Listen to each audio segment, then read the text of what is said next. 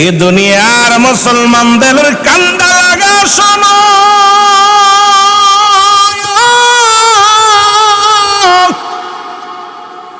ওরে মানুষ যখন মারা যায় রে 40টা দিন আগে আসমানের ফেরেশতারা রে তোমাকে মৃত্যু ঘোষণা করে দেয়। আর ওই মানুষকে 5টা লক্ষণ দেখলে মনে করবে না আর ফিরে আসবে না। এই মানুষটার ভিতরে যখন 5টা লক্ষণ দেখবেন, কোনো ডাক্তারে কাজ হবে না, কোনো কবিরাজে কাজ হবে না, পৃথিবীর কোনো ওষুধার কাজে লাগবে না। এই মানুষটা যে চিরবিদায় নিবে, 5টা লক্ষণ যখন আপনার সামনে দেখতে পারবেন, ও আমার যুবক বন্ধুরা শুনে নাও, এই আসমানের ফেরেশতারা বলা বলি করে সুজন মিয়া অমুক তারিখে মারা যাবে।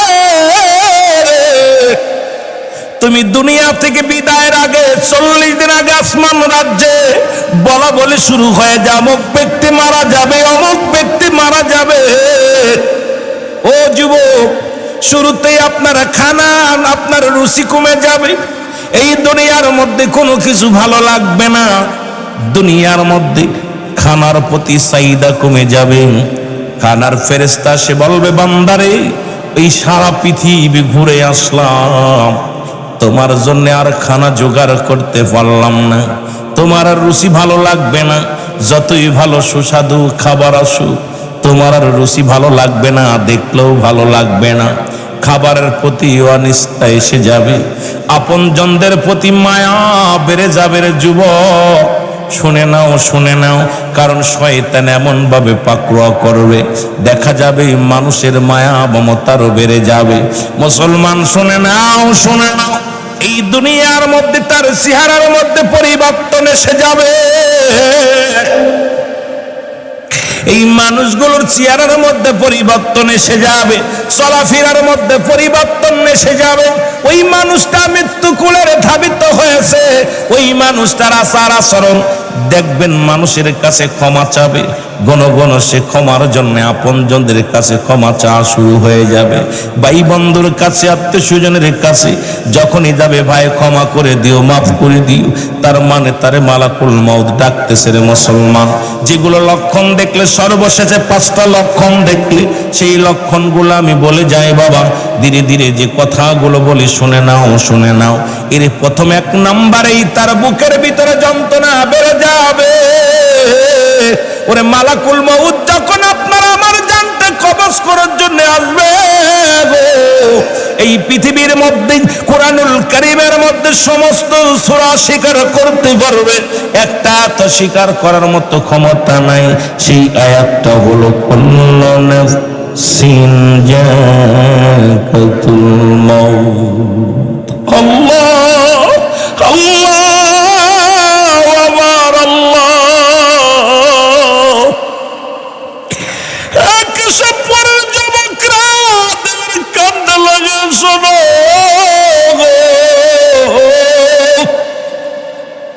এই বুকে ব্যথা যখন যন্ত্রণা অনুভব হবে রে, আজরাইল যখন দুনিয়ার মধ্যে আগমন করবে, ছেলে এসে ডাকতে বলবে, বাবাকে হাসপাতালে নিয়ে যাও, কেউ বলবে কবিরাজের কাছে নিয়ে যাও, কেউ বলবে তাড়াতাড়ি কি করো, আলট্রাসাউন্ড করো, কেউ বলবে হার্ট অ্যাটাক করছে, কেউ বলবে বাবা আরে শেষ বিদায়ের জন্য পানি পড়ে নিয়ে আসো।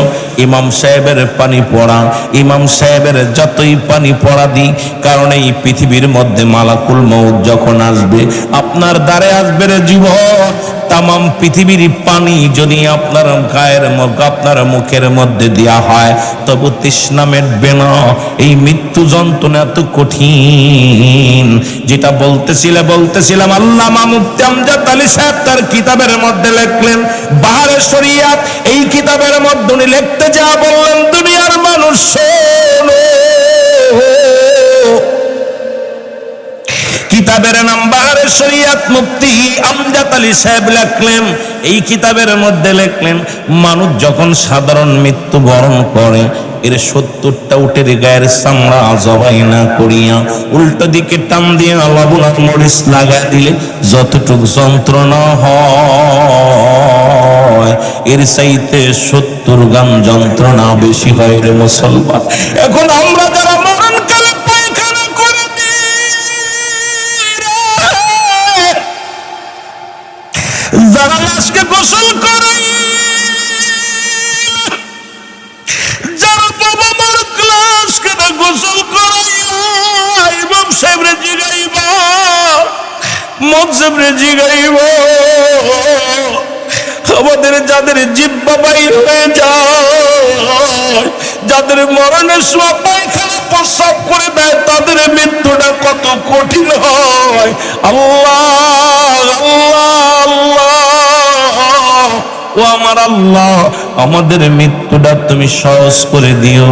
ওই মরণের সময় জবানে কালিমা জারি করে দিও, লা ইলাহা ইল্লাল্লাহু মুহাম্মাদুর রাসূলুল্লাহ সাল্লাল্লাহু আলাইহি ওয়াসাল্লাম। মহব্বতের সঙ্গে আমার প্রাণ পাখি রে,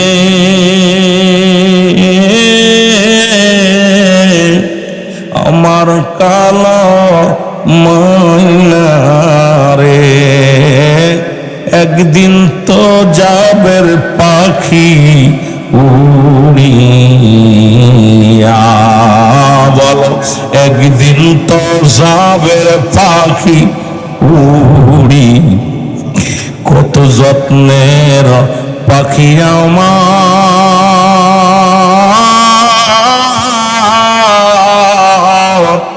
সোনা বরণ আকি, সময় থাকতে বুঝলাম না রে, বুঝলাম না সালাকি, আমার কালো ময়না রে, আমার সোনা পাখি রে, ওরে একদিন তো যাবের পাখি উড়িয়া, বলো একদিন তো যা। বাজান রে, চোখের পানি ছেড়ে কাঁদেন, আল্লাহ যদি মাফ করে দেয় ভাগ্য ভালো। কত মাহফিলে বসলাম, যে কোনো মুহূর্তে মারা যেতে পারি। যুবক চিনবে না, বৃদ্ধ চিনবে না, মুরব্বী চিনবে না, যে কোনো মুহূর্তে মালাকুল মউত। মাহফিলে এসে হাসার জায়গা না, মাহফিলে এসে চোখের পানি ফেলতে হবে। এখান থেকে যদি মাপ না করে নিয়ে যেতে পারি, কোথায় যাব? আগামী দিন তো নাও বাঁচতে পারি। আল্লাহ, কত যুবক দুনিয়া থেকে চলে যাচ্ছে, কত ভাই দুনিয়া থেকে চলে গেছে। আল্লাহ, এই দুনিয়ার মায়া ছেড়ে চিরদিন আবাদান আবাদান চিরস্থায়ী কবর জগৎ হবে। আমি রুহুল আমিন সিদ্দিকী, দাড়ি গত বছর আসলাম, একটা দাড়ি পাকেনি, বছর অনেকগুলো দাড়ি মুছ পেকে গেছে। তার মানে আমার মন বলে আমি আগামী বছর বাঁচবো বলে বিশ্বাস না, কারণ যে কোনো মুহূর্তে মারা যেতে পারি, মালাকুল মউত আসতে পারে। কখন, যখন, যে কোনো মুহূর্তে আমাকে আপনাকে ধরে ফেলবে, যখন আর বাঁচার মতো গতি নাই। পৃথিবীর মধ্যে পালানোর কোনো জায়গা নাই, পালানোর কোনো, কোথায় থাকবেন, যেখানে থাকবেন সেখান থেকে আপনাকে টেনে হিসড়ে বাইর করা হবে, সেখান থেকে আপনার রুহটা নিয়ে যাবে। এই জন্য আপনাদেরকে অনুরোধ করব, চোখের পানি ছেড়ে কাঁদবেন আর বলেন, আমার প্রাণ পাখি রে,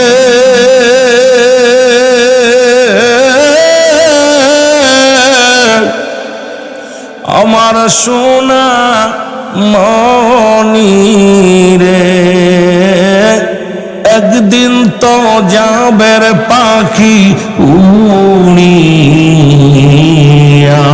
বল একদিন তো যাবের পাখি। বড়র পাতা গরম জালে,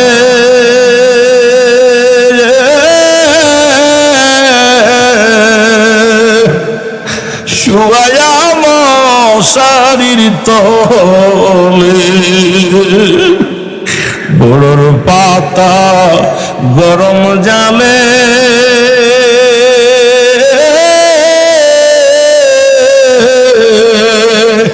শুয়ায়া মশারির তলে, গোসল করাইবে সবে কান্দিয়া,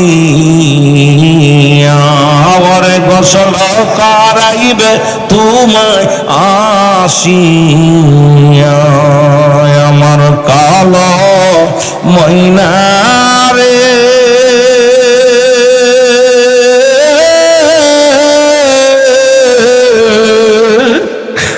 আমার সোনা পাখি রে, ওরে একদিন তো যাবের পাখি উড়িয়া, বলো একদিন তো যাবের পাখি, ছেলে মেয়ে পাশে এসে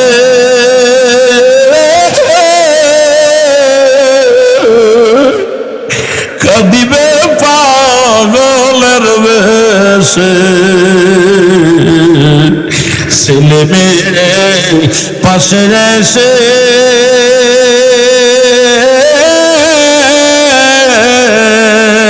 কাঁদিবে পাগলের বেশে, চোখের পানি ফেলবে আব্বা ভুলিয়া, ওরে চোখের পানি ফেলবে আম্মু ভুলিয়া, আমার কালো ময়না রে, আমার সোনা পাখি রে, ওরে একদিন তো যাবের পাখি উড়িয়া, বলো একদিন তো যাবের পাখি, এ দুনিয়ার মুসলমান,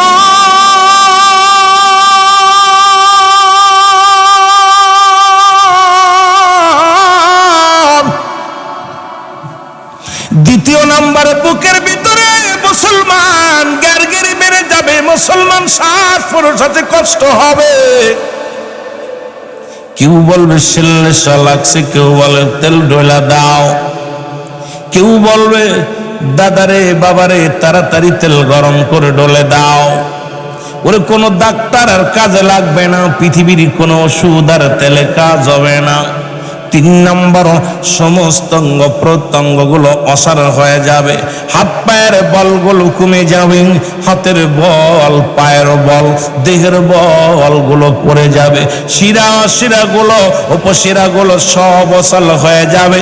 4 নম্বরে মুসলমান শুনে নাও, এই চোখের পাতা গুলো মুসলমান, এই চোখের পাতা যখন এই চোখটার উপরে আর একটা পর্দা পড়ে যাবে, তখন আর ওই 4 নম্বরে মুসলমান শুনে নাও, ওই বান্দা মৃত্যুকালে আপনজন চেনবে না, এসে বলবে বাবা তুমি আমার চেননি, ও মেয়ে বলবে বাবা আমার চেননি, আমি তোমার ছোট মেয়ে, ছেলে এসে বলবে বাবা তুমি আমার চেননি, আমি তোমার ছোট ছেলে, ভাই এসে বলবে আমি তোমার ভাই, বিবি এসে বলবে আমি তোমার স্ত্রী, আরে মুসলমান স্বামী এসে বলবে আমি তোমার স্বামী।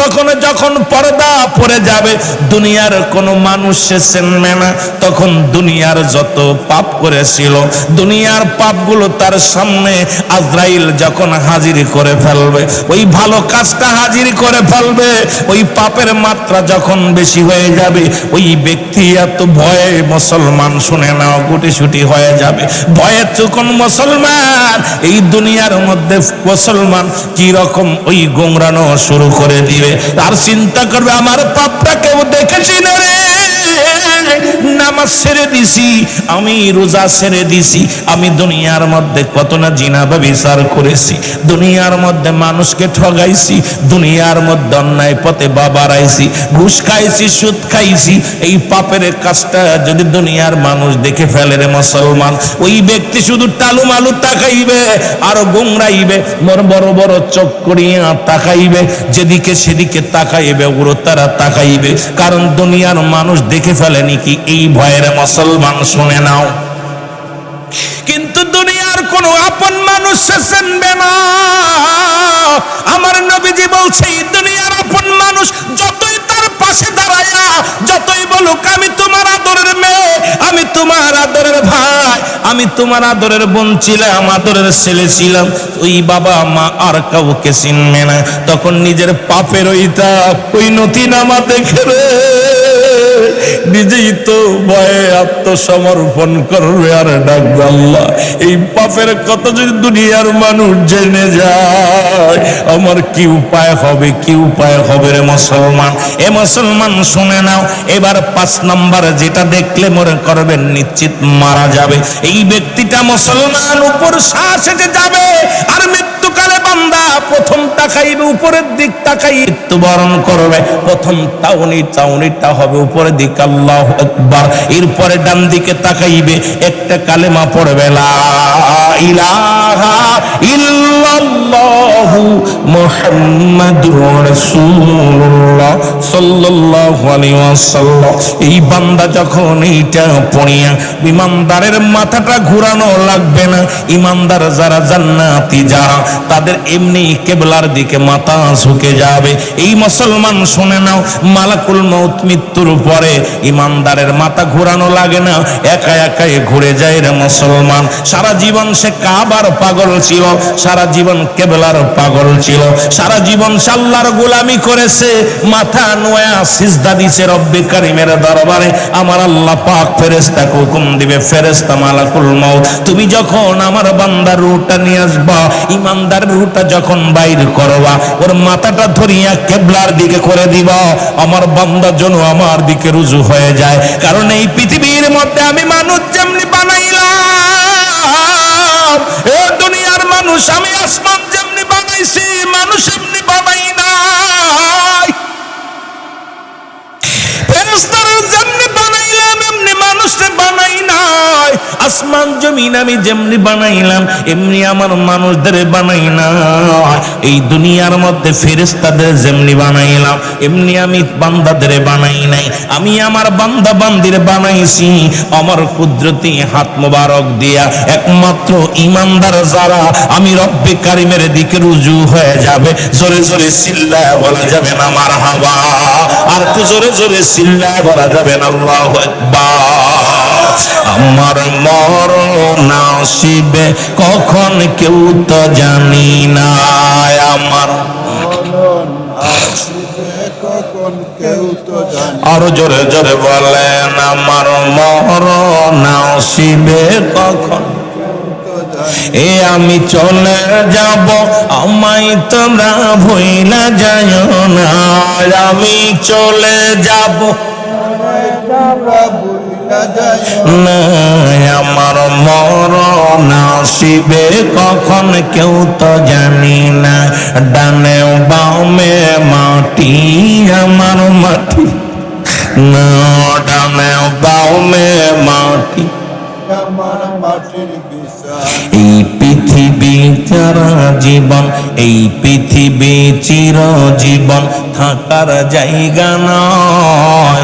অন্ধকার কবর যে তোমার আসল ঠিকানা রে মানুষ, অন্ধকার কবর যে তোমার আসল ঠিকানা। আমি মরে যাব আমি চলে যাব আমায় তোমরা ভুইলা যাইও না, আমি চলে যাব আমার মরণ আসিবে কখন কেউ তো জানি না, আমার মরণ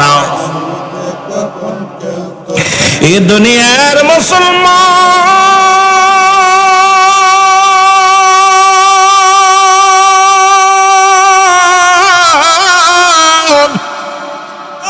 তবে ইমানদারের কত পার, ইমানদার মুমিনের কত পার গো।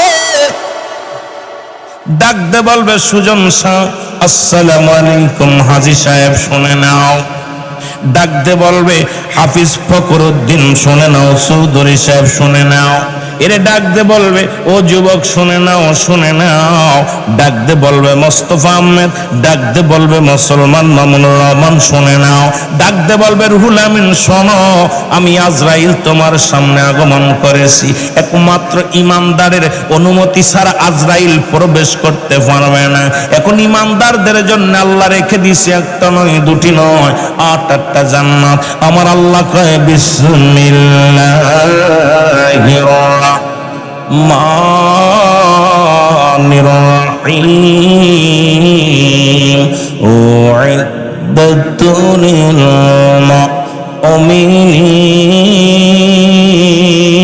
মুমিনিন।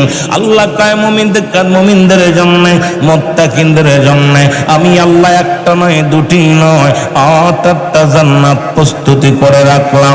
এখন মুমিন হওয়া লাগবে, মুত্তাকিন হওয়া লাগবে গো। এই কেশবপুরের জমিনে মানুষের অভাব নয়, কিন্তু পাগল যারা তারা জান্নাতের বাগানে বসেছে। জাহান্নামীরা জীবনেও জান্নাতাইতো না। আর জান্নাতীরা যখন মৃত্যুবরণ করে, মালাকুল মউত আজরাইল সামনে এসে সালাম দেয়, আসসালামু আলাইকুম। ও হাফিজুর রহমান, ও মুসলমান শুনে নাও, জামিল আহমেদ, ও খলিলুর রহমান শুনে নাও, মামুনুল হক শুনে নাও, রুহুল আমিন সিদ্দিকী শুনে নাও, মেহেদী হাসান সিদ্দিকী শোনো, অমুক শোনো, তমক শোনো। ডাকতে বলবে তুমি কে? ডাকতে বলবে আমি আজরাইল।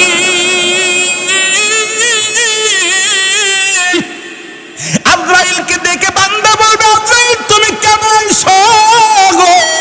বল বান্দা, আমি তো জীবনে একবার আসি ইমানদারের জানটা কবজ করার জন্য, কোন মুনাফিকদের জান, কাফেরদের জান কবজ করার জন্য আমি দুনিয়ার মধ্যে আগমন করি না। আমি এত বড় দানব, তামাম পৃথিবীর পানি যদি আমার মাথায় ঢেলে দেওয়া হয়, এই পানিগুলো মাথায় ঢেলে দিলে একটু পানি জমিনের মধ্যে গড়ায় পড়বে না। তাহলে আজরাইল কত বড় দানব! রব্বুল আলামিন ওই 3টা বিপদের 1 নাম্বার বিপদ হলো মালাকুল মউত। 1 নাম্বার বিপদ হলো মানুষের মরণ।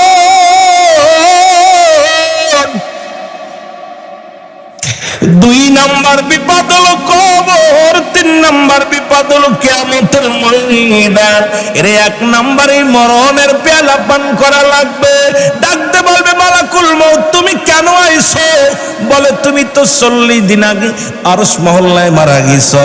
এখন শরিয়াতে তুমি দুনিয়া থেকে বিদায় নিয়ে অন্ধকার কবর হবে একমাত্র ঠিকানা। বলবে মালাকুল মউত তুমি আমার কোন জায়গা দিয়ে প্রবেশ করবো আগে বলো। মালাকুল মউত বলবে আমি আপনার চোখ দিয়ে ঢুকবো। চোখ বলবে মালাকুল মউত দাঁড়াও, আমার এই চোখ দিয়ে কোনোদিন কোন নারী, বেগানা নারী দেখি নয়। এই চোখ দিয়ে কোনোদিন আমি গান বাজনা, নারী, মুসলমান সিনেমা দেখি নাই। এই চোখ দিয়ে কোনোদিন আমি অন্যায় কাজে লিপ্ত হই নাই। আমি এই চোখ দিয়ে খোদার কোরআন দেখেছি। আমি এই চোখ দিয়ে উলামা একরামের সিয়ারা দেখেছি। এই চোখ দিয়ে আমার আব্বা মারে মায়ার নজরে তাকায়া তাকায়া দেখেছি। আমি এই চোখ দিয়ে দেখে দেখে মসজিদে যাইতাম। এই চোখ দিয়ে দেখে দেখে স্বামীর সংসারে কাজ করতাম। আমার এই চোখটা কোনোদিন আমি ফাইসা নারীর দিকে তাকাই না। আমার এই চোখ তোমারে ঢুকতে দিতে পারি না। আজরাইল দাঁড়ায়া যাবে, বলবে আজরাইল বলবে আমি ঢুকবো আপনার মুখ দিয়ে। মুখ বলবে আজরাইল দাঁড়াও, আমার এই মুখ দিয়ে কোনোদিন আমি বিড়ির মধ্যে টান দিই নাই। আমার এই মুখ দিয়া কোনোদিন গাজায় টান দিই নাই। আমার এই মুখ দিয়ে কাউকে গালি দিই নাই। এই মুখ দিয়ে কোনোদিন আমি পেন্সিলিয়া বা মদ কোনোদিন পান করি নাই। আইরে যুবক তোদের পায়ে ধরে বলে যায়, মার পেটে যতদিন ছিলি 10 মাস 10 দিন মার নাবির সঙ্গে তোমার নাবিটা জুড়াইয়া দিছে। আজকে তুমি দুনিয়ার মধ্যে ইয়া সিগারেট ধরায় খাও, আজকে মুখের মধ্যে আগুন লাগাও। ও যুবক বাবারা শুনে দাও, ওই কবরের মধ্যে আগুন পাবি, মদ বিড়ি পাবি না। ওই কবরের মধ্যে জাহান্নামের আগুন দিবনে আল্লাহ আস্তে আস্তে কি আর মুখের মধ্যে বিড়ি দিস না, মুখের মধ্যে গাঞ্জা দিস না, মুখের মধ্যে আবার ট্যাবলেট দুনিয়ার মধ্যে মদের একটা মদ দিস না, মুখের মধ্যে আজ থেকে মুখ দিয়ে কাউকে গালি দিস না, মুখ দিয়ে মুসলমান কাউকে ফায়সা কথা বলিস না, মুখ দিয়ে কাউরে কষ্ট দিস না।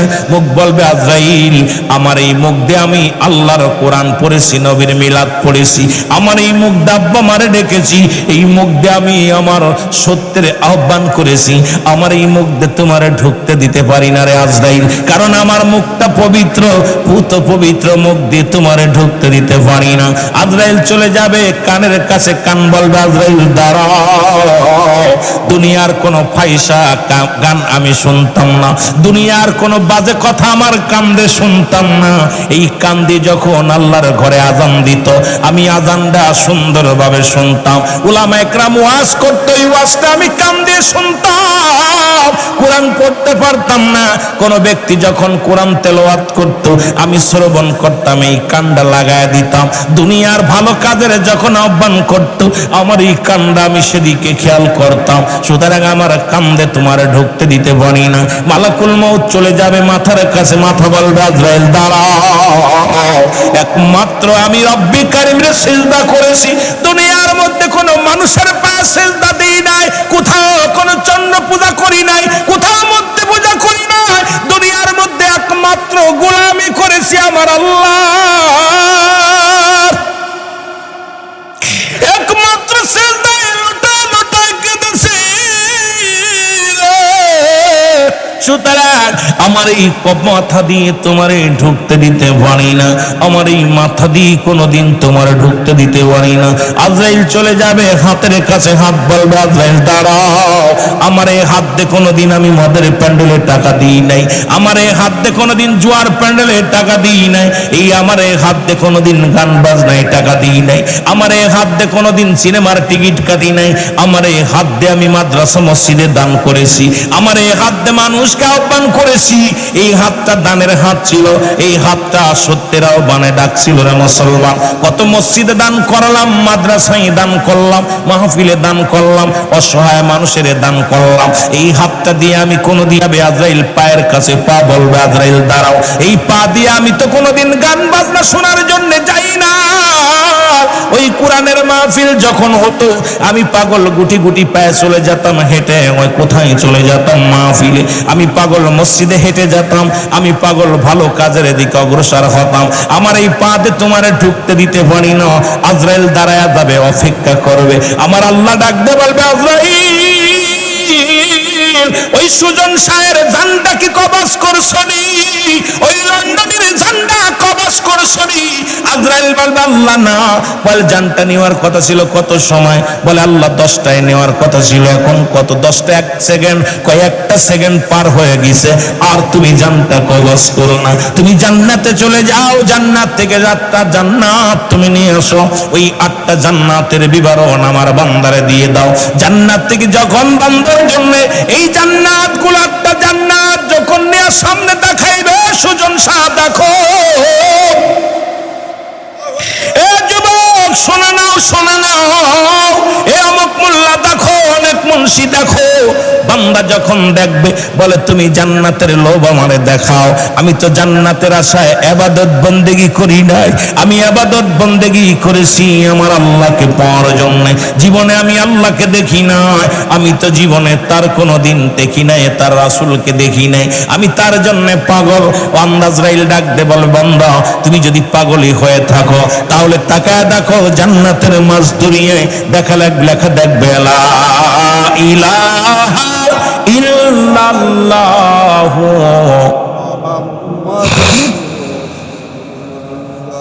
সঙ্গে সঙ্গে বান্দার ভিতরে প্রবেশ করবে আজরাইল। এরা ঢুকিয়া যখন রুটা ধরবে এইরকম আস্তে আস্তে আপনজনদের দেখবে, সব আশা যখন পুরা হয়ে যাবে আমার আল্লাহ বলবে কোনো সময় নাই, কারণ আমার বান্দা যখন আসতে চায় তখনই নিয়ে আসো, কারণ ইমানদারের সঙ্গে জোরাজুরি করবো না, ইমানদারের কষ্ট দিও না, জান্নাতি মেহমানদের কষ্ট দিও না। অনাসে জানটা নিয়ে যাবে মুসলমান, ইমানদারের মৃত্যু হয়, হয়, আটা গুলায় খামির বানায়, এই খামিরের মধ্যে যদি একটা চুল পড়ে, এই চুলটা টান দিয়ে বাইর করলে যেমন অনাসে বাইর হয়ে যায়, ইমানদারের মৃত্যুটা এমনি হয়। সেই মৃত্যুটা যত কঠিন হয়, যুবক শুনে নাও। আর কাফের মুশরিকদের যাদের জন্য জাহান্নাম আল্লাহ নির্ধারিত করে রাখছে, আমার আল্লাহ বলেন বিসমিল্লাহির রাহমানির রহিম উইদ্দাতু লিল কাফিরিন। আল্লাহ কয় কাফের বেঈমান মুশরিকদের জন্য আমি আল্লাহ প্রস্তুতি করে রাখলাম 7টা জাহান্নাম। ঈমানদারের জন্য জান্নাত, কাফের মুশরিকদের জন্য জাহান্নাম। আল্লাহ তুমি আমাদেরকে জাহান্নাম থেকে বাঁচাও, জোরে বলেন আমিন। জাহান্নামের আগুন মাবুদ, জাহান্নামের আগুন মাবুদ সইতে পারবো না,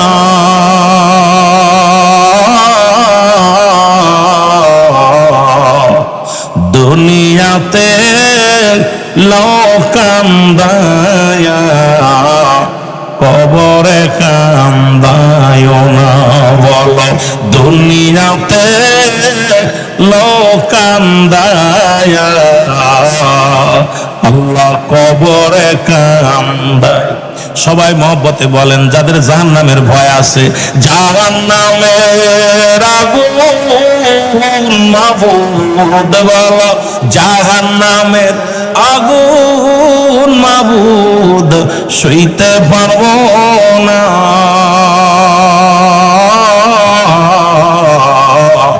দুনিয়াতে লোকান্দায়া কবরে কান্দায় না, বলো দুনিয়াতে লোকান্দায়া কবরে আজরাইল যেদিন ধরা দিবে,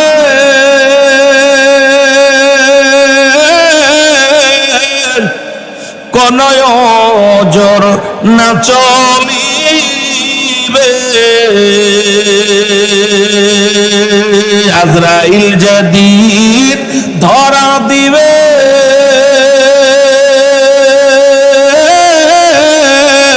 কোন ওজর না চলিবে, প্রাণ পাখি উড়ে যাবে, প্রাণ পাখি উড়ে যাবে, রাখতে পারবা না,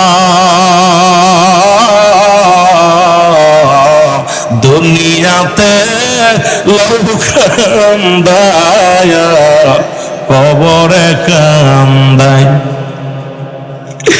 জাহান্নামের আগুন আল্লাহ জাহান্নামের আগুন মওলা সইতে পারবো না,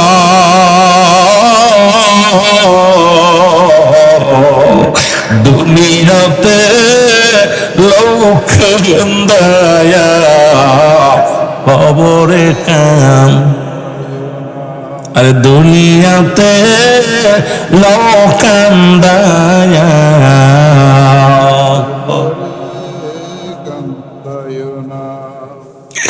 কাল কিয়ামতের মাঠে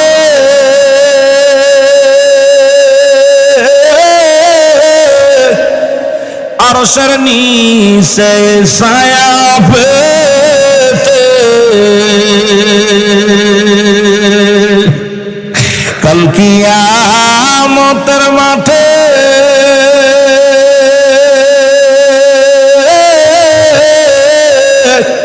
আরশের নিচে ছায়া পেতে, নেকি বদি ওজন দিয়া, নেকি বদি ওজন দিয়া হবে ফয়সালা,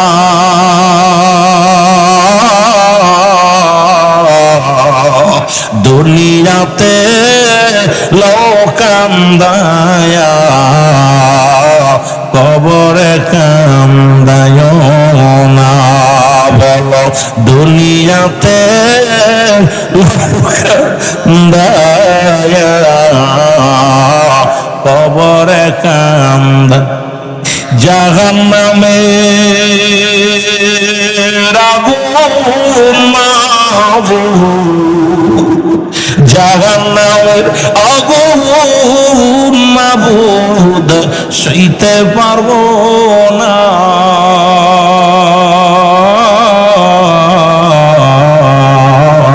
দুনিয়াতে লোক দয়া কবরে কান্দায় না। দুনিয়াতে লোক কান্দায়া।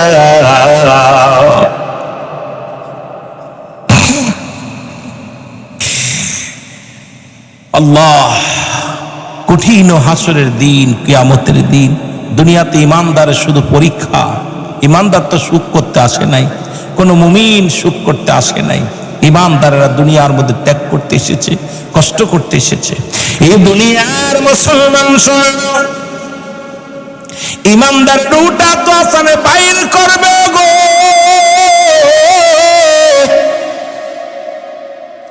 ঈসা ইবনে মরিয়ম আলাইহিস সালাম সেই মৃত্যু কেমন কঠিন হবে শোনো গো।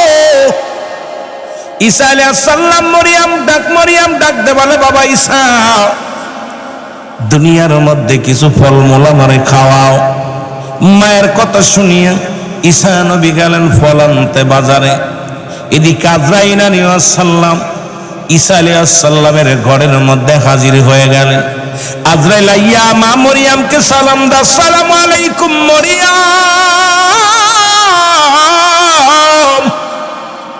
মরিয়ম বলে, আলাইকুম আসসালাম, তুমি কে গো? আজরাইল কয়, মরিয়ম রে, তুমি আমারে চেনো না? আমি মালাকুল মউত, আমি আসি তোমার জানটা বাইর করার জন্য আসি। এর মরিয়ম আলাইহিস সালাম আজরাইলকে দেখে থমকে গেলেন। ডাক দে বলে, আজরাইল রে, তুমি আমারে নেওয়ার জন্য আসছো? বলে, হ্যাঁ মরিয়ম, তোমাকে এখনই নিয়ে যাব। মরিয়ম আলাইহিস সালাম ডাক দে বলে, আজরাইল শোনো, আমার কলিজার টুকরা সন্তান গেছে বাজারে। এই সন্তান যখন ফিরে আসবে সে ডাকবে মা নাই। কলিজার টুকরা সন্তান বড় কষ্ট পাবে রে। একটু আমার সন্তান আসা পর্যন্ত তুমি অপেক্ষা করো। আমার কলিজার টুকরা সন্তানের বুঝায়া তারপরে তুমি আমারে নিয়ে যাও। আজরাইল কয়, মরিয়ম, একটু সময় আমি দিতে পারবো না, এখনই যেতে হবে। রব্বে কারিম আমাকে হুকুম দিছে। মরিয়ম আজরাইল একটু দেরি করো, আমার কলিজার টুকরা সন্তান এই দুনিয়ার মধ্যে আমার ছেলে সন্তানের বাবা নাই। আমি মরিয়ম আমার সন্তানের মা, আমি সন্তানের বাবা। আমি মরিয়মকে আমার কলিজার টুকরা এসে যদি না দেখে, আমার কলিজার টুকরা বড় পাগল হয়ে যাবে।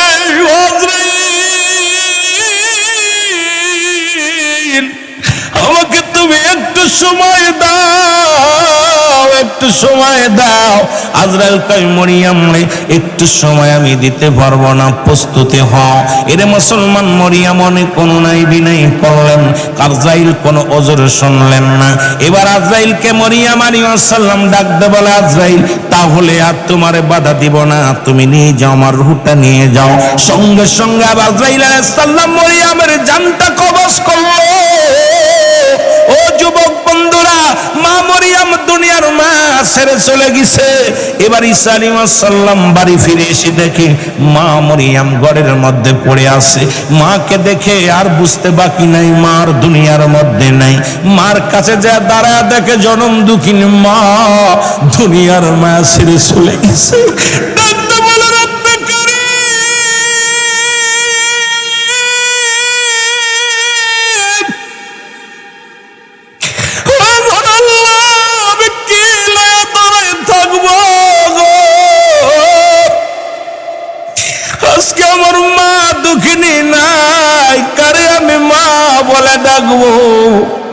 কার বুকে মাথা রেখে ঘুমাইব?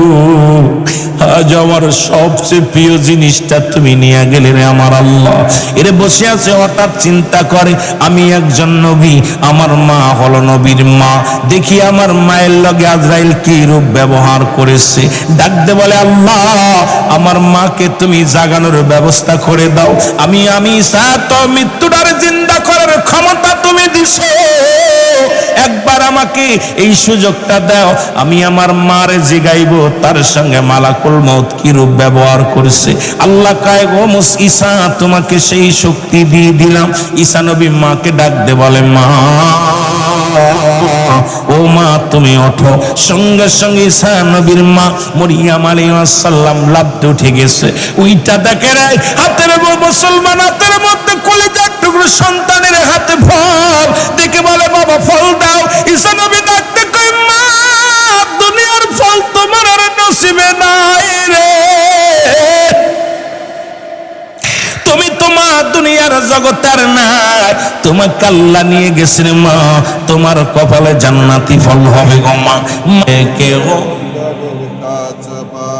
আরো জোরে বলেন, হঠাৎ যদি যাই মরিয়া পাড়া পর শিবির করিয়া, হঠাৎ যদি যাই মরিয়া দেখিতে আসিবে সবে আমার মরা লাশ। বলেন দেখিতে আসিবে সবে, দাদিয়ে কাটিবে কে হাজারের কাঁচা বাঁশ। বলেন দাদিয়ে কাটিবে গরম পানি মশারি তলে কাপড় খুলিয়া, সেজে বিদায়ের গোসল দিবে ডলিয়া ডলিয়া। গরম পানি মশারি তলে কাপড় খুলিয়া, সেজে বিদায়ের গোসল দিবে ডলিয়া ডলিয়া। তিন টুকরা সাদা কাপড় অন্যরকম শ্বাস, তিন টুকরা সাদা কাপড় সাজ, দাদিয়ে কাটিবে কে হাজারের কাঁচা বাঁশ। বলো দাদিয়ে কাটিবে কে হাজার, হঠাৎ যদি যাই মরিয়া পাড়া পর শিবির করিয়া, হঠাৎ যদি যাই মরি দেখিতে আসিবে সবে যা আমার মরা লাশ, দেখিতে আসিবে সবে দাদিয়ে কাটিবে কে হাজারের কাঁচা বাঁশ। বলো দাদিয়ে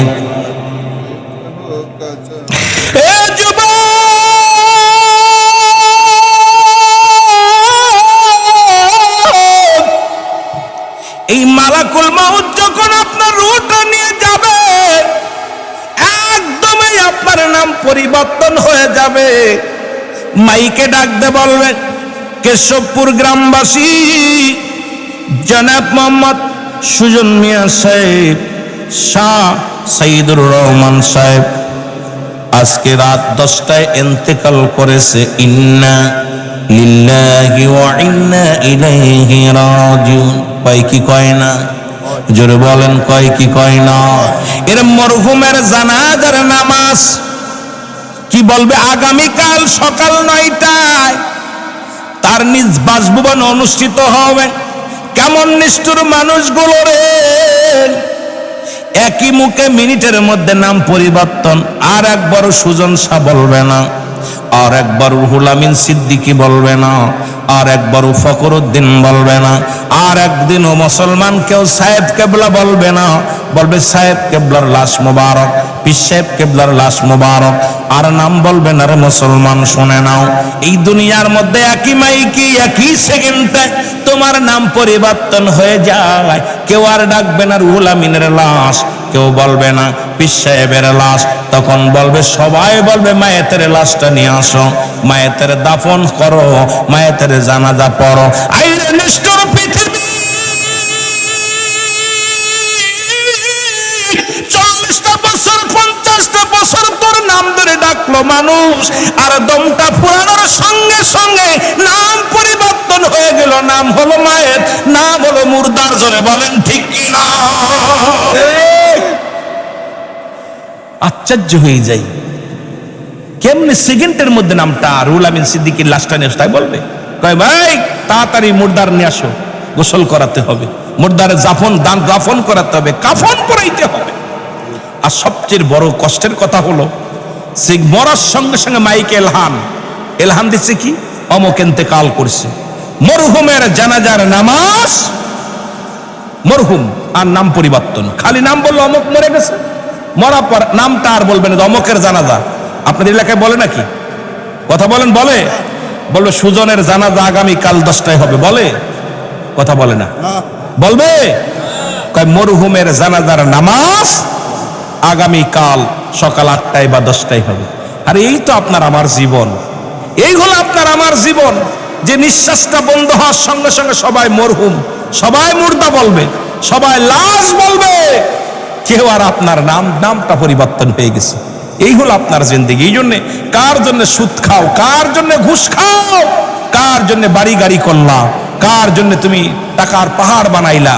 এই দুনিয়ার সম্পদ খাবে লোকে, তোমার দেহ খাবে পোকে। জোরে বলেন ঠিক কিনা? সবগুলো পোকামাকড়ে খাবে।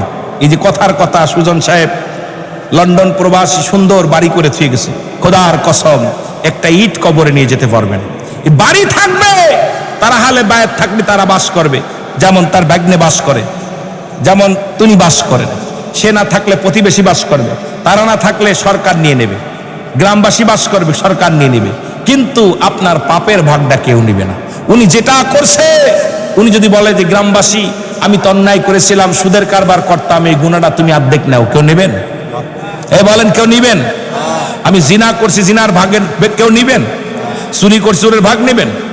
পাপের ভাগটা কেন? আপনার বিবির রাত্রে বলবেন, বিবি তোরে তো এত ভালোবাসি, আজকে তো ঘুষ খালাম অফিসে বয়া 50,000 টাকা, এই 50,000 টাকা ঘুষ খাইছি, এই 50,000 টাকা ঘুষ খার যত গুনাহ হয়, তুই অর্ধেক আমি অর্ধেক। বউ কইব বড়া ফড়া, তোর সংসার করতাম না, তুই টাকা দিলি দে, না দিলি না দে, পাপের ভাগ নিতে রাজি নয়। জোরে বলে ঠিক কিনা?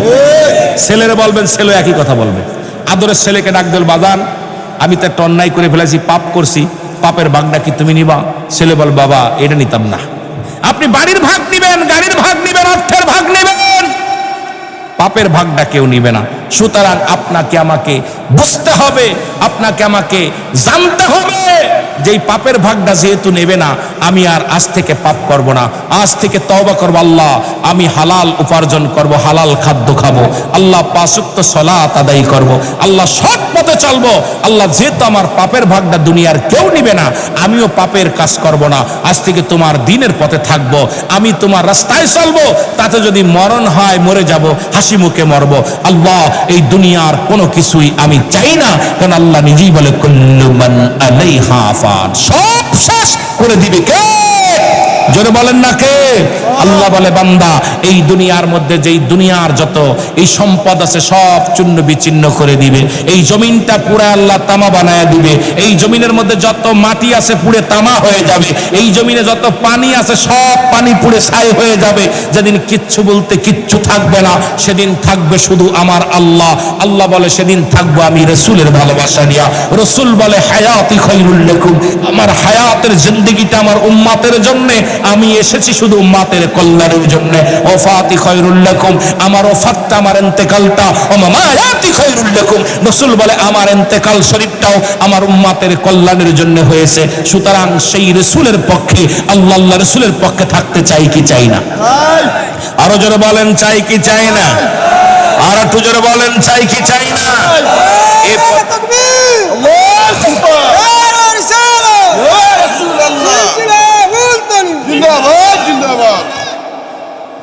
আমার বাজানেরা, সুতরাং সেই পথে চলতে চায় যে পথে চলেছে আমাদের মুরব্বীরা, যে পথে চলেছে আমার রাহাবাররা, যে পথে চলেছে নবীগণ, যে পথে চলেছে অলিগণ, যে পথে চলেছে কামেলগণ, সেই পথে জীবন দিতে চাই আমরা। জোরে বলেন ঠিক কিনা? সাহেব কেবলার কথা একটা মনে পড়ে গেল হঠাৎ করে। সাহেব সিলসিলায় ফুলতুলি বলছে, তা আমার জীবনে প্রথম মাহফিলে আসি সাহেব কেবলার মাহফিল। আমি সিলেটের জমিনে প্রথম মাহফিল করি 2006 সালে। 2006 সাল, এই 2006 সালে সাহেব কেবলার সঙ্গে প্রথম প্রোগ্রাম করি। সবচেয়ে বড় সাহেব কেবলা আমাকে একটা পাগড়ি মোবারক দিয়েছিল। সেই পাগড়িটা আমার আজও পর্যন্ত আমি খুব যত্ন করে রেখে দিছি, কারণ হুজুরের হাতের এই পাগড়ি মোবারক আমি গুনাহগারকে যখন ফেন্সিগঞ্জে আসলো আমি যখন জাপলংয়ে আসলাম, প্রথম মাহফিল জাপলংয়ে আসলাম, তারপর সাহেব কেবলা ডান পাশে বসে আছে, আমি থরথর করে কাঁপতেছি। তখন তো দাড়ি মোচ ওঠে নাই, বাচ্চা মানুষ, সবে মাত্র কামেল পাস করে বেরোইছি। তখন তো এরকম জ্ঞান নাই, তখন তো গজল টজল, এখনো গজল তো গাওয়ার সময় পাই না, গজল গাবো তাও তো 2-3টে গায়ে ফেলছি। কারণ গজল গাওয়ার সময় আপনাদের আসছি ওয়াজ করতে এসে গজলের শিল্পী তো আপনারা আনছেনি। আমিও যদি খালি গজল গাই, তা শিল্পী আর আমার মধ্যে তো পার্থক্য থাকলো না। তো বিশেষ করে তাও অনেক সময় আপনাদেরকে, অনেক যুবক আছেন গাইতে, আমি এর পক্ষে না। আর আপনারা সাহেব কেবলা যারা, এরাও দেখি এই গজলের পক্ষে না, এরাও ওয়াজের পক্ষে, কোরআনের পক্ষে, হাদিসের পক্ষে কথা বলে, আমার অনেক ভালো লাগে। তবুও যেহেতু কথাটা খুব মূল্যবান শোনেন, তো সাহেব কেবলা আমি বলছি, হুজুর আমি ওয়াজ করতে পারি না। তো হুজুর আমার হাতটা ধরে বললো, বাবা ওয়াজ করো তুমি। আমি বইছি, তুমি বসলো, বয়া পান খাচ্ছে, পান গাল এই নালা বেয়ে এক ঠোঁট দুটো লাল হয়ে গেছে। হুজুরের ঠোঁট দুটো লাল হয়ে গেছে। খোদার কসমে একটু বাড়িয়ে বললে আল্লাহ আমার গজব দিবে, কারণ আমি হুজুরের সঙ্গে অনেকগুলো প্রোগ্রাম করার সুযোগ হয়েছে, আল্লাহ আমাকে নিয়েছে। সাহেব কেবলা সন্নিত লাভ করেছি, আমি ওনার কদমবুসি করছি, ওনার বুকের সঙ্গে বুকটা লাগাইছি, এই সুযোগ আল্লাহ আমাকে দিছে। এর এত সাদা মনের মানুষ আমার জীবনে অনেক অলি দেখছি, কিন্তু ওনার মতো সাদা মানুষ আমার নজরে খুব কম পড়ছে। তো উনি হঠাৎ বসে আছে এইভাবে, তা আমি বুকে কদমবুসি করলাম, এরপর বুকে টান দিয়ে নিল, আমার মাথায় হাত বোলা দিয়ে বল, বাবা চালাও, আল্লাহ রাসূলের পথে কথা বলো, দিনের পথে চলো। আমি হুজুর কয়, আমার তুমি আটশির মুড়ি, আমার জি হুজুর। তা আমি 2বার গেছি, সুবহানাল্লাহ বলেন না। আমার বলতে, বাবা আমি 2বার গেছি। হুজুর দেখছেন, আমি তোমাদের পীর সাহেবের সঙ্গে আমি সরাসরি কথা বলছি। উনি বলতেছে আমি পীর সাহেবের সরাসরি কথা বলছি, একদম বইয়া পাশে কথা বলছে অনেক। উনি কামেল পীর। আমার কাছে, বাবা উনি কামেল পীর, খোদার কসম উনি বলতেছে আমার বাবা কামেল পীর। উনি আদায় করে পীর হয়েছে, কামাই করে পীর হয়েছে। উনি বাপদাদার বাপদাদার থেকে আসেন নাই, উনি কামাই করে সাধনা করে পীর হয়েছে, সুবহানাল্লাহ বলেন না। উনি কথাগুলো বললেন, বলার পর উনি আমার বললো, বাবা ওয়াজ করো। আমি তো ওয়াজ করতেছি, কাঁপতেছি আর ওয়াজ করতেছি। পুরো 1.5 ঘন্টা দিয়ে গড়ি ধরে দেখি 1.5-2 ঘন্টা হয়ে গেছে, 1.5 ঘন্টা হয়ে গেছে। হুজুর ওয়াজ করছে, এবার হুজুর কিয়াম করলাম, হুজুর কিছু নসিহত দিলেন 10 মিনিট মতো কথা বলে উনি আখেরি মোনাজাত করলো। আমার বাবারা, ওনার এক মুরিদ এই আপনার জাপলংয়ের জমিনে আছে, এখনো সে বিয়ে করে নাই, এখন মারা গেছে কি জানি না, অনেকদিন আমি জানি না। উনি এখনো বিয়ে করে নাই। উনি প্রথম আনছিলেন। উনি বললেন সাহেব কেবলার দরবারে এক পাগল ছিল, এক পাগল আসছে, সাহেব কেবলা বসে আছে বাইরে, উনি আসরের নামাজ পড়ে বসে আছে। তো এই পাগলটা আসছে, আসার পর সালা পরা এক পাগল, কি পরা পাগল, সালা পরা এক পাগল। উনি বলতেছিল আমারে, আমি শোনা কথা বিশ্বাস সূত্রে উনার খাদেম, উনি আমারে বসে বসে উনি বলতে মসজিদের ভিতরে বয়া বললেন, রুহুল আমিন সাহেব পীর সাহেবের কথা হলেন। আমি তো কি, উনার কাছে আইছে, তো উনার হাতে যে লাঠিটা, কাঠের লাঠিটা, ওই লাঠিটা হাতে রয়েছে। তাই বলতেছে উনার গার্জিয়ানটা নিয়ে আইছে একটা সিএনজি করে, কয় 3 জন আর উনি 4 জন, 4 জনের দইরা উনার কাছে আনছে। আনার পর যখন নামায় দিছে, পীর সাহেবের কাছে, হুজুর আমার এই ভাইটা পাগল হয়ে গেছে, 2.5 বছর 3 বছর পাগল হয়েছে, পাগলামি করে ঘুরে বেড়ায়, কয় বছর পাগল হয়েছে, তাই হুজুর একটু আপনার কাছে নিয়ে আসে। তা সাহেব কেবলা, ফুলতুলি সাহেব কেবলা মুখের দিক তাকাইছে, এই পাগলামি করো কেন? কয় আমি তো সাহেব কেবলা। মারহাবা। পাগলে বলতেছে আমি সাহেব কেবলা, কথা বুঝেননি? হুজুর বলতেছে সাহেব কেবলা, তুই সাহেব কেবলা, তাহলে আমি কে? কথা বুঝেননি? আমি কে? আমি সাহেব কেবলা। তখন হুজুরের হাতে একটা লাঠি ছিল, উনি বললেন যে হুজুরের হাতে লাঠি দিয়ে একটা বাড়ি মারছে, জোরে করে একটা বাড়ি মারছে। বাড়ি মারলে বলছেন আপনি সাহেব কেবলা। দ্বিতীয় আর একটা বাড়ি মারছে, কয় হুজুর হুজুর। তৃতীয় বাড়িতে উনি পুরো সুস্থ, সুবহানাল্লাহ বলেন না। ওনার যে হাতের কাঠের লাঠি ছিল, লাঠি দিয়ে 3টা বাড়ি মারছে। একটা বাড়ি মারার সঙ্গে সঙ্গে বলছেন আপনি সাহেব কেবলা। দ্বিতীয় বাড়িতে হুজুর, তৃতীয় বাড়িতে একদম পুরো সুস্থ। উনি এইরকম পাগলামি সারা পাগলা ল্যাংটায় থাকতো। এই ল্যাংটা পাগলটা আল্লাহর ওলি সাহেব কেবলা লাঠির ওসিলায়, লাঠির সোয়াফায়া, যেমন আল্লাহ পাক তো অনেক মুজিজার দান করেছিল। মুসা আলাইহিস সালামের হাতে একটা লাঠি ছিল, যে লাঠি দ্বারা ফেলাইলে সাপ হয়ে যেত, সাগরের মধ্যে ফেলাইলে রাস্তা হয়ে যেত, লাঠি দিয়া গাছের পাতা ফাটতো। কিন্তু আমার বাবারা, আমার আল্লাহর ওলিদের লাঠির কি কেরামতি, লাঠির ভিতর কি হিকমত, যখন আঘাত করছে এক আঘাতে পাগল ভালো হয়ে গেছে। জোরে বলো সুবহানাল্লাহ। তুমি আমার এই কথাটা বললো যে আমার বলতো সিদ্দিকী সাহেব কেবলা এইরকম থাকে, সাধারণ মানুষ, কিন্তু ওনার ভিতরে আল্লাহ ভরপুর, ওনার ভিতরে আল্লাহ আল্লাহ হয়ে গেছে। আনাল হক আনাল হক, যেমন মনসুর হাল্লাস আল্লাহকে ডাকতে ডাকতে তখন উনি বলেছিল আনাল হক আমি আল্লাহ। শরিয়াতের মৌলবীরা চিনতে পারে নাই, শরিয়াতের মৌলবীরা বলে হুজুর সর্বনাশ, মনসুর তো কুফরি করেছে, মনসুর আল্লাহর সঙ্গে শরিক করেছে, নিজে আল্লাহ বলে দাবি করে। মনসুরকে ধরে আনা হলো, মনসুর তুমি কি আল্লাহ কয় না আনাল হক, আনাল হক, আনাল হক। অথচ ওই মৌলবীরা বলে আল্লাহর হাত বান্দার হাত, আল্লাহর হাত বান্দার চোখ, আল্লাহর চোখ বান্দার জিব্বা, বান্দা আল্লাহর জিব্বা। মৌলবীরা ওয়াজ করে, অথচ মনসুর হাল্লাসকে চিনতে পারে নাই। আল্লাহর ওলি শাহজালাল ইয়ামেনি, সাহেব কেবলা ফুলতুলি, শাহপরান, অসংখ্য আল্লাহর ওলিরা আল্লাহকে ডাকতে ডাকতে আল্লাহ ওলা হয়ে গেছে। জোরে বলেন না মারহাবা, আরো জোরে বলেন মারহাবা। মারহাবা। তখন তাদের আল্লাহর মধ্যে পাত্তে একই মানে দূরত্ব থাকে না। আল্লাহকে ডাকতে দেরি, আল্লাহ শুনতে দেরি নয়। আর আল্লাহ ওলিদের কাছে আসে ইলহাম, ওলিদের কাছে, ওলিদের কাছে আসে, ওলিদের কাছে আসে ইলহাম, নবীদের কাছে আসে ওহী। জোরে বলেন না মারহাবা। তা মনসুর হাল্লাসকে যখন ডাকা হলো, মনসুর তুমি আনাল হক ছেড়ে দাও, তুমি বলো আল্লাহ এক। উনি বললেন আনাল হক, আমি আল্লাহ, আনাল হক। তখন শরিয়াতের মৌলবীরা তাকে জবাই করলো, ফতুয়া দিল ওকে মেরে ফেলো। তখন জবাই করছে, জবাই করে যখন গর্দান থেকে গলাটা সরিয়ে দিছে, তখন জবানের মধ্যে থেকে আওয়াজ আসছে লা ইলাহা ইল্লাল্লাহু মুহাম্মাদুর রাসূলুল্লাহ সাল্লাল্লাহু আলাইহি ওয়াসাল্লাম।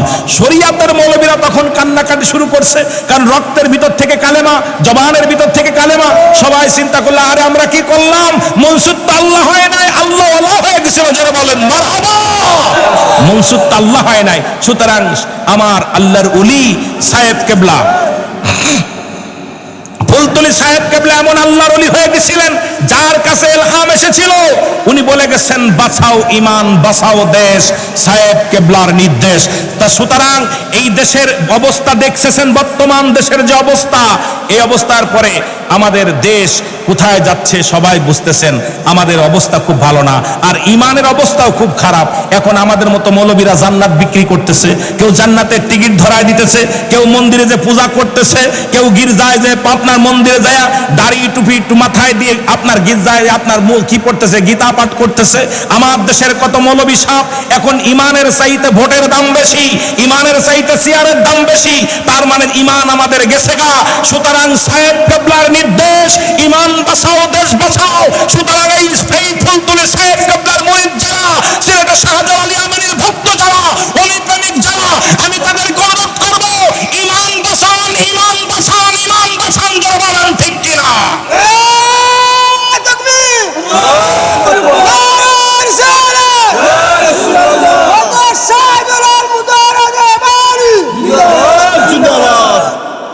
সুতরাং ঈমান যদি চলে যায় সব শেষ।